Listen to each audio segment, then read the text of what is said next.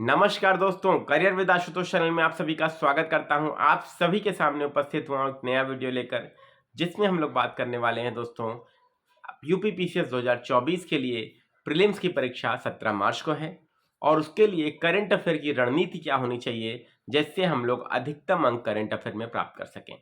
तो आगे बढ़ने से पहले आप सभी से गुजारिश करूंगा कि वीडियो को एक बार लाइक करेंगे, लिंक को कॉपी करके एक बार शेयर करेंगे और चैनल पर अगर नए हैं तो चैनल को सब्सक्राइब जरूर करेंगे, बेल आइकन पे ऑल दबा लें। ठीक है, एक महत्वपूर्ण सूचना भी है आप लोगों के लिए। यूपीपीसीएस 2024 की प्रीलिम्स की संपूर्ण तैयारी हमारे करियर विद आशुतोष ऐप पर, एप्लीकेशन पर चल रही है। प्रगति बैच के माध्यम से आप सभी लोग अपनी प्रीलिम्स की संपूर्ण तैयारी कर सकते हैं, जिसमें 100 से अधिक लाइव क्लासेस आपके लिए प्रोवाइड की गई हैं और उनकी रिकॉर्डिंग्स आपके लिए हमेशा अवेलेबल रहेगी एग्जाम तक, और उनको आप कितनी भी बार देख सकते हैं। इसके अलावा आपको प्रत्येक टॉपिक पर एक क्लास नोट्स मिलेगी पीडीएफ के फॉर्म में, और आपको 10 फुल लेंथ टेस्ट पेपर मिल रहे हैं और कई सारे सेक्शनल टेस्ट और सब्जेक्ट टेस्ट भी मिल रहे हैं। उसको आप अटेंड करके आप अपनी तैयारी को इन डेप्थ तरीके से, अच्छे से एनालिटिकल अप्रोच के साथ, जो नवीनतम पैटर्न है लोक सेवा आयोग का, उसके हिसाब से कर सकते हैं और अपनी तैयारी का आकलन भी बहुत अच्छे से कर सकते हैं। ठीक है, तो आप सभी के लिए एक संपूर्ण बैच है प्रगति बैच, जल्दी करें और इस अवसर का लाभ उठाएं। लिंक आपको डिस्क्रिप्शन बॉक्स में मिल जाएगा हमारे ऐप पर। चलिए अब बात कर लेते हैं दोस्तों करियर विद आशुतोष चैनल पर। दोस्तों, करंट अफेयर के लिए आप सभी लोगों के लिए आरओ परीक्षा के लिए मैराथन सीरीज चलाई गई थी और मैंने आप सभी लोगों के लिए करंट अफेयर की प्लेलिस्ट भी बनाई हुई है, जिसमें आप सभी लोग वर्ष भर की सभी महत्वपूर्ण घटनाओं को देख सकते हैं। मैंने वहां पर दोस्तों करंट अफेयर की घटना सार और एडिटोरिया मैगजीन का जिस्ट या सारांश आपके लिए एक प्लेलिस्ट में प्रस्तुत किया है। आप सभी लोग पहले तो वो प्लेलिस्ट को देख डालिए। ठीक है, दूसरा सबसे महत्वपूर्ण चीज ये है कि 2-3 प्रश्न छात्रों के हैं कि करंट अफेयर सर कितने दिनों का पूछना चाहिए या कितने दिनों का पढ़ना चाहिए, कितने दिनों का करंट अफेयर पढ़ना लाभकर है और किस मैगजीन से पढ़ें। तो दोनों प्रश्नों का उत्तर मैं आपको पहले दे देता हूं और फिर स्ट्रैटेजी के बारे में बात करेंगे। तो सबसे पहले देखिए, बुक की अगर बात करें दोस्तों, तो बुक के लिए मैं आप सबको रिकमेंड करूंगा कि इस समय आई दृष्टि आई हुई है घटना चक्र की, आरओ परीक्षा से पहले आई थी, उसको आप सब लोग ले लीजिए और पूरी आय दृष्टि को पढ़ डालिए। आप में से बहुत सारे छात्र ये भी पूछते हैं कि सर मैगजीन तो आपने बता दी, लेकिन कितने दिनों का करंट अफेयर पढ़ना लाभकारी है? अगर हम 6 महीने का पढ़ लें तो नहीं चलेगा क्या? 4 महीने का पढ़ लें तो नहीं चलेगा क्या? तो मैं आप सभी दोस्तों से कहूंगा, देखिए रिकमेंडेड तो साल भर का होता है दोस्तों, और अगर आप आई दृष्टि पढ़ेंगे या कोई भी एनुअल मैगजीन पढ़ेंगे तो उसमें आपको साल भर की घटनाओं का संकलन मिल जाएगा। और अभी 25 दिन आपके पास परीक्षा में शेष हैं, तो आपको करंट अफेयर पे ही ज़्यादा फोकस करना है। पूरे साल भर की मैगजीन को एक बार रिवाइज कर डालिए, पढ़ डालिए। ठीक है, और यही सबसे बेस्ट अप्रोच है करंट अफेयर को तैयार करने का। अब उस मैगजीन में क्या क्या चीज़ें आपके लिए खास हैं, तो इसके लिए दोस्तों मैं आपको बता देता हूँ कि क्या क्या चीज़ें आपको करनी है। सबसे पहले करंट अफेयर में देखिए कई सारे सेक्शंस होते हैं। स्ट्रैटेजी क्या होगी मैं आपको अब बता रहा हूँ। ठीक है, तो कई सारे सेक्शन है, जैसे राष्ट्रीय है, अंतर्राष्ट्रीय है, आर्थिकी है, यूपी करंट है, समसामयिकी है और खेल और पुरस्कार है। तो सबसे पहले सेक्शन बाय सेक्शन बात कर लेते हैं दोस्तों। तो राष्ट्रीय में आपको क्या क्या चीज़ें महत्वपूर्ण देखनी होती हैं। तो सबसे पहले दोस्तों आपके लिए महत्वपूर्ण अधिनियम जो आपके लोकसभा ने या संसद ने पारित किए, जैसे नारी शक्ति वंदन अधिनियम हो गया, या इंपॉर्टेंट आपके कोई कानून जो बने हो या संविधान संशोधन जो हुआ हो, वो आपके लिए इंपॉर्टेंट होता है, तो उसको जरूर देख लीजिए। इसके अलावा दोस्तों नई पार्लियामेंट का उद्घाटन हुआ, वो देख लीजिए। उसमें राज्यसभा में सीटों की संख्या कितनी है, लोकसभा में सीटों की संख्या कितनी है, उसकी थीम क्या है, लोकसभा की थीम क्या है, राज्यसभा की थीम क्या है, ये देख लीजिए।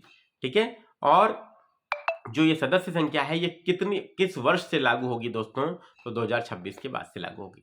ठीक है, तो ये आपको ध्यान रखना है।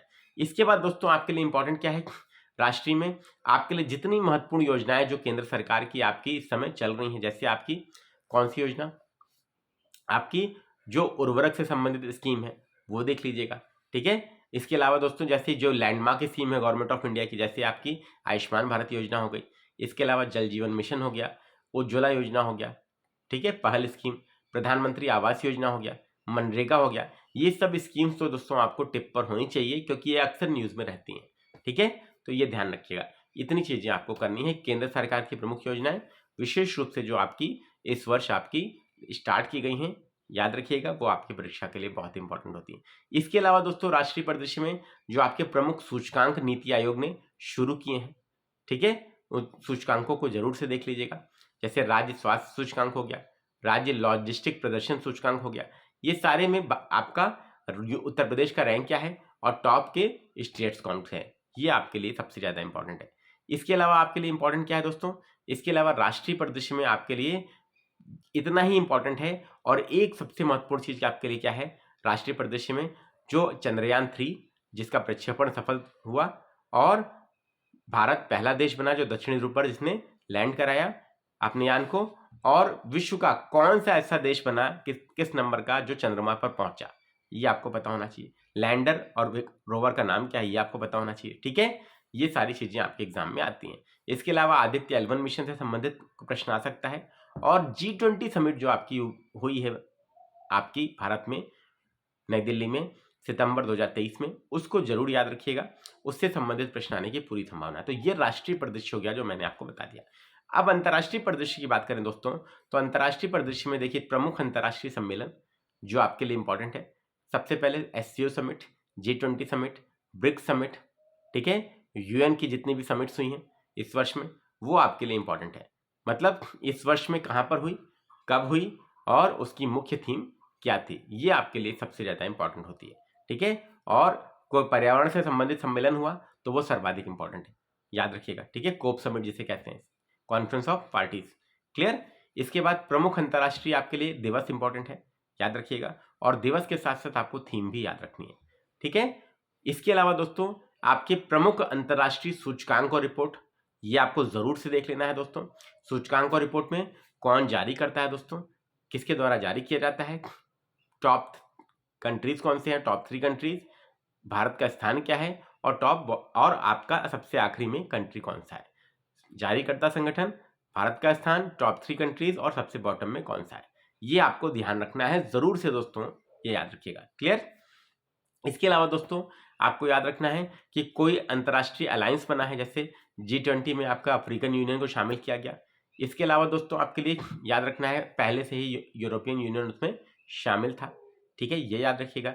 अंतर्राष्ट्रीय सौर गठबंधन से संबंधित कोई न्यूज़ है तो उसको याद रखिएगा, और यूनाइटेड नेशन जनरल असेंबली से संबंधित कोई न्यूज़ है तो उसको याद रखिएगा। तो ये आपके लिए अंतर्राष्ट्रीय परिदृश्य हो गया जो आपको करना चाहिए, ठीक है। इसके अलावा दोस्तों आपको कॉपी पेन लेके नोट कर लीजिएगा और सब पढ़ डालिएगा, ठीक है। मैगजीन में टिक कर लीजिएगा और सब पढ़ डालिएगा, आपका काम आसान हो जाएगा। इसके बाद दोस्तों आपके लिए नेक्स्ट इंपॉर्टेंट चीज क्या है, आर्थिकी में। आर्थिकी में आपको दोस्तों बजट पढ़ना है, वो भी नया वाला। अब आरओ में तो पुराना वाला चलता, लेकिन अब क्या है बजट नया वाला चलेगा 2024-25 वाला, वही आपको पढ़ना है, उसी से प्रश्न आएगा दोस्तों, बजट नया वाला 2024-25 का, और वो आप आराम से पढ़ लीजिए, तैयार कर लीजिए। चैनल पर मैंने वीडियो डाला हुआ है, आराम से आप जाएंगे तो बजट 2024-25 आपको मिल जाएगा, उसको पढ़ लीजिए। इसके अलावा दोस्तों आपके लिए आर्थिक सर्वेक्षण 2023-24 और इकोनॉमी में जो जितनी भी प्रमुख 5 साल की स्कीम है दोस्तों, पिछले 5 साल की, उसका वर्ष, स्कीम का स्टार्ट होने का वर्ष क्या है। इसके अलावा उसका टारगेट क्या है दोस्तों, मतलब टारगेट ग्रुप किसको टारगेट कर रही है। विद्यार्थियों के लिए स्कीम है तो आपका विद्यार्थी टारगेट, किसानों के लिए है तो किसान टारगेट हो गए, ठीक है। और ये टारगेट ग्रुप याद रखिएगा, और किसके द्वारा शुरू की गई ये मैंने आपको बताया, क्लियर। ये याद रखिएगा, बहुत इंपॉर्टेंट है दोस्तों आपके एग्जाम के लिए, और आपके सभी एग्जाम में दोस्तों ये निश्चित रूप से पूछा जाता है। इकोनॉमी में बजट, इकोनॉमिक सर्वे और गवर्नमेंट स्कीम याद रखेंगे, बहुत महत्वपूर्ण रोल अदा करता है। इतना इकोनॉमी में कर लेंगे तो काम आपका हो जाएगा। इसके बाद दोस्तों नेक्स्ट आपका आता है यूपी स्पेशल, यूपी करंट। तो यूपी करंट में दोस्तों देखिए आपके लिए इंपॉर्टेंट क्या है, यूपी करंट में मुश्किल से एक वीडियो मैंने बनाई है, 20 मिनट की वीडियो है, चैनल पर अवेलेबल है, आप देखिएगा, मैंने उसमें पूरी आय दृष्टि कंप्लीट करा दी है, ठीक है, तो उसको देख डालिए। वैसे मैं बता देता हूं कि प्रमुख स्कीम्स कौन सी यूपी सरकार द्वारा शुरू की गई, प्रमुख यहाँ पे जितने भी आपके क्या हुए सम्मेलन जो हुए हैं वो आपके लिए इंपॉर्टेंट है, याद रखिएगा दोस्तों, ठीक है। डिफेंस कॉरिडोर यहाँ का इंपॉर्टेंट है दोस्तों, ठीक है। और जितनी भी दोस्तों यहाँ पे GI टैग मिले हैं उत्तर प्रदेश में वो इंपॉर्टेंट है। कोई रामसर साइट नहीं अगर यूपी की लिस्टेड हुई है तो वो आपको देख लेना है। प्रमुख नया कोई एक्सप्रेसवे हुआ है, जैसे अयोध्या में राम मंदिर बना है, तो राम मंदिर के साथ संबंधित सभी महत्वपूर्ण तथ्यों को तैयार कर लीजिएगा, ठीक है।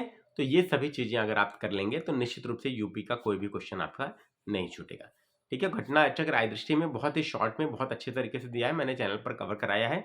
करंट अफेयर की पूरी प्लेलिस्ट को तैयार कर लीजिएगा, आपका सब कुछ तैयार हो जाएगा दोस्तों, ठीक है। और एक मैराथन की भी प्लेलिस्ट है, उसमें मैंने करंट अफेयर के 500 क्वेश्चन भी सॉल्व कराए थे आरओ के पहले, उसको कर लीजिएगा तो आपका काम हो जाएगा। ठीक, चलिए इसके बाद बात कर लेते हैं दोस्तों, नेक्स्ट इंपॉर्टेंट चीज क्या है। नेक्स्ट इंपॉर्टेंट चीज आपके लिए ये है कि आपको यूपी करंट के बाद क्या करना है, यूपी करंट के बाद आपको करना है खेल पुरस्कार। तो खेल में दोस्तों आपके लिए सबसे ज्यादा क्या इंपॉर्टेंट है, आपके लिए क्रिकेट, टेबल टेनिस, ठीक है, ये ज्यादा इंपॉर्टेंट है, हॉकी, कबड्डी, ये भी देख लीजिएगा, और शतरंज। ठीक है, तो इसमें आपको देखना क्या है, सबसे पहले तो अवार्ड देख लीजिएगा कि मेजर ध्यानचंद खेल पुरस्कार किसे मिला। ठीक है, बैडमिंटन खेलने वाले 2 लोगों को मिला है, क्या नाम है कमेंट बॉक्स में बताइए। ठीक है, इसके बाद द्रोणाचार्य पुरस्कार किसे मिला। इसके अलावा दोस्तों प्रमुख आपके खेल में क्रिकेट में जो आईसीसी वर्ल्ड कप हुआ उसमें इंडिया की क्या स्थिति रही, इंडिया फाइनल में हार गया था, लेकिन कौन जीता, किसने मैन ऑफ द मैच पाया, किसको मैन ऑफ द सीरीज मिला, याद रखिएगा, और कितनी बार ऑस्ट्रेलिया ने टाइटल जीता ये याद रखिएगा। ठीक है, क्लियर। अगले बार जो आपका वर्ल्ड कप होना है वो कहाँ पर होना है और कितने वर्ष के अंतराल पर होना है, इतना आपको याद रखना है। इसके बाद दोस्तों फुटबॉल में फीफा वर्ल्ड कप जो लास्ट टाइम में हुआ है वो कहाँ पर हुआ और किस टीम ने जीता। ठीक है, याद रखिएगा, अर्जेंटीना ने जीता था, किसको हरा कर जीता ये भी याद रखिएगा, ये भी इंपॉर्टेंट है। ठीक है, नेक्स्ट वर्ल्ड कप कब होना है फीफा का ये याद रखिएगा। ठीक है, टेबल टेनिस में 4 ग्रैंड स्लैम की बात करूंगा, आपका US open, Australian open, French open और विंबलडन। ये जीता किसने, पुरुष एकल, महिला एकल ने, और किसको हरा के जीता, और किस देश के हैं जो जीतने वाले खिलाड़ी हैं। ये 3 चीजें आपको याद रखनी है। केवल जीते हुए का नाम याद कर लेने से फायदा नहीं है, अब उससे काम चलेगा नहीं क्योंकि डेप्थ में क्वेश्चन पूछ रहा है। इसके बाद दोस्तों बात करेंगे नेक्स्ट आपके लिए इंपॉर्टेंट क्या है। नेक्स्ट आपके लिए इंपॉर्टेंट है दोस्तों खेल, तो आपका हो गया। बैडमिंटन में भी सेम चीज देख लीजिएगा कि कोई भारत का खिलाड़ी ऐसा है जो विश्व का कोई टूर्नामेंट जीता है, और वो टूर्नामेंट कहाँ पर हुआ ये देख लीजिएगा, किसको हराकर जीता है ये भी देख लीजिएगा। ठीक है, क्लियर, याद रखिएगा। इसके बाद दोस्तों आपके लिए इंपॉर्टेंट क्या है कि ओलंपिक में जो रिप्रेजेंटेशन रहा भारत का, प्रदर्शन कैसा रहा, उससे संबंधित प्रश्न आ सकता है, या राष्ट्रमंडल खेल अगर हुए तो उसमें भारत का प्रदर्शन कैसा है उससे संबंधित प्रश्न आपका पूछा जा सकता है। ठीक, आयोजन जो प्रमुख भारत में होने वाले हैं इस वर्ष में या अगले वर्ष में वो भी आपके एग्जाम में आ सकते हैं, उसको भी देख लीजिएगा। आगे बात कर लेते हैं पुरस्कारों की, तो सबसे इंपॉर्टेंट आपके लिए नोबेल पुरस्कार है दोस्तों। नोबेल पुरस्कार आपका भौतिकी में, रसायन में, ठीक है, साहित्य में, शांति के लिए और अर्थशास्त्र के लिए किसको किसको दिया गया और किस कार्य के लिए दिया गया दोस्तों, ये भी याद रखिएगा, बहुत इंपॉर्टेंट है। ठीक है, इसके बाद दोस्तों आपके लिए इंपॉर्टेंट क्या है, साहित्य अकादमी पुरस्कार हिंदी के लिए, अंग्रेजी के लिए और उर्दू भाषा के लिए जरूर देख लीजिएगा किसे मिला और किस रचना के लिए मिला, ये भी इंपॉर्टेंट है। इसके बाद आपका ज्ञानपीठ पुरस्कार के विजेता कौन है याद रखिएगा और उनकी रचना क्या है। इसके अलावा दोस्तों आपके लिए फिल्म पुरस्कारों में बात करें तो राष्ट्रीय फिल्म पुरस्कार किस फिल्म को दिया गया, प्रमुख अभिनेता अभिनेत्री याद रखेंगे। आपका ऑस्कर अवार्ड मिले जो नाथू नाथू को दिया गया, आप सबको पता है किस फिल्म का है और किस किस वर्ष में दिया गया, यह भी आपको पता होना चाहिए। क्लियर। इसके बाद दोस्तों आपके लिए इंपॉर्टेंट क्या है, नेक्स्ट आपके लिए पुरस्कार में इंपॉर्टेंट है आपका राष्ट्रीय पुरस्कार हम लोगों ने देख लिया, और हम लोगों ने देख लिया ऑस्कर देख लिया, और हम लोगों ने आपका इंपॉर्टेंट जितने साहित्य अकादमी, ज्ञानपीठ पुरस्कार, साहित्य वाले पुरस्कार देख लिए, नोबेल पुरस्कार की बात कर ली। इसके बाद गांधी शांति पुरस्कार देख लीजिएगा। ठीक है, इसके अलावा दोस्तों आपके लिए जो अंतर्राष्ट्रीय स्तर के पर्यावरण के पुरस्कार हैं वो आपके लिए बहुत इंपॉर्टेंट है। इसके अलावा प्रधानमंत्री मोदी को जितने भी पुरस्कार मिले हैं या माननीय राष्ट्रपति जी को जितने भी पुरस्कार मिले हैं वो पुरस्कार आपके लिए इंपॉर्टेंट है, इसको जरूर से देख लीजिएगा। ठीक है, क्लियर। और इसके अलावा आपको क्या करना है, इंपॉर्टेंट बुक्स एंड ऑथर पुरस्कार हो गया दोस्तों। इंपॉर्टेंट बुक्स एंड ऑथर में ऐसी किताबें जरूर देख लीजिएगा जो प्रसिद्ध व्यक्तियों ने लिखी हैं, जैसे सलमान रुश्दी ने लिखी है, ठीक है, रस्किन बॉन्ड ने लिखी है, ठीक है, शशि थरूर ने साहब ने लिखी है, तो ये सब बहुत इंपॉर्टेंट आपके लिए होती है, इनको जरूर देख लीजिएगा। अमिताभ घोष साहब ने लिखी है, ठीक है, ये बार बार एग्जाम में आती है। इसके अलावा दोस्तों प्रमुख दिवस और थीम देख लीजिएगा, ये बहुत इंपॉर्टेंट, बिना थीम के दिवस से काम नहीं चलेगा, ये बात याद रखिएगा। ठीक है, सभी लोग क्लियर है। इसके बाद दोस्तों आपके लिए क्या इंपॉर्टेंट है, आपके लिए मैंने बता ही दिया, प्रमुख युद्धाभ्यास, ये एक चीज रह गई। प्रमुख युद्धाभ्यास में दोस्तों आपको याद रखना है किन देशों के बीच हो रहा है, ठीक है, किन देशों के बीच युद्धाभ्यास हुआ और कहां पर आयोजित किया गया और किस प्रकार का अभ्यास है, मतलब थल सेना अभ्यास है कि जल सेना की वायु सेना अभ्यास। क्लियर है, तो ये याद रखिएगा, ये आपके लिए इंपॉर्टेंट है। ठीक, तो मैंने दोस्तों करंट अफेयर की प्लेलिस्ट बनाई है, उस प्लेलिस्ट को पूरा देख डालिए। उसी से दोस्तों ये बात मान के चलिए कि 25 प्रश्न के आसपास तो उसी प्लेलिस्ट से आपको मिल जाएंगे।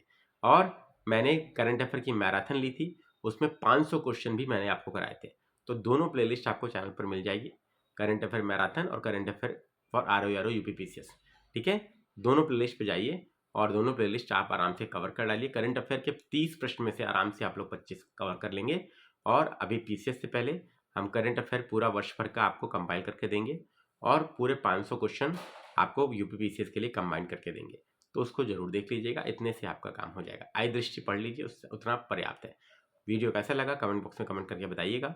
और आई दृष्टि पढ़ने का सही तरीका और क्या क्या चीज़ें आपको पढ़नी है पूरा मैंने विस्तार से बताया। अगर पसंद आया हो तो जरूर से वीडियो को लाइक शेयर और सब्सक्राइब करेंगे और प्रगति बैच को जरूर से ज्वाइन करिए, क्योंकि देखिए प्रगति बैच आपके लिए क्या है, आपको कंसेप्चुअल क्लैरिटी देगा, इन डेप्थ नॉलेज देगा और एनालिटिकल अप्रोच देगा दोस्तों, जिससे आप एग्जाम में असर्शन रीजन कथन कारण वाले प्रश्न, मल्टीपल स्टेटमेंट वाले क्वेश्चन और मैथ्स कराने वाले क्वेश्चन बहुत आराम से सॉल्व कर पाएंगे, जो छात्रों के लिए परीक्षा में प्रॉब्लम बन जा रहे हैं। ठीक है, धन्यवाद दोस्तों। आप सभी लोगों का दिन और भविष्य उज्जवल हो, यही मेरी शुभकामना। Thank you.